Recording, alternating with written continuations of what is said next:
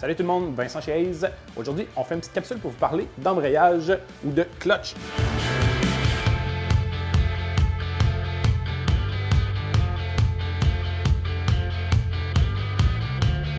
Ce que je tiens ici, c'est un disque de clutch. On se fait souvent poser des questions. C'est un morceau qu'on remplace régulièrement et on nous demande souvent est-ce que je peux vérifier ma clutch? Quand est-ce que je dois la remplacer? Est-ce que ça se vérifie? Visuellement, c'est un petit peu plus difficile. Le disque de clutch puis tout l'ensemble d'embrayage est situé entre le moteur et la transmission.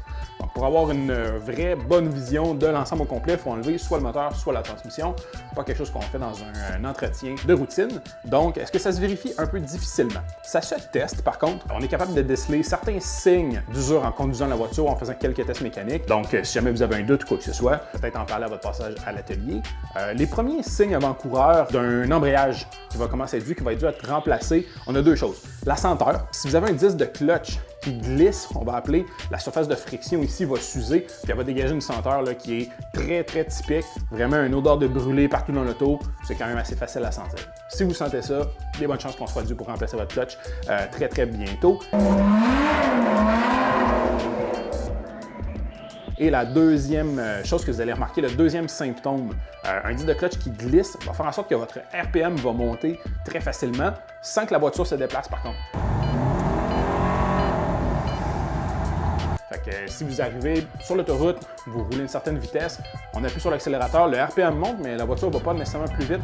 C'est très souvent signe d'un embrayage qui va se mettre à glisser, qui va donc être trop usé. Le remplacement d'un embrayage va se faire vraiment en fonction de l'usure.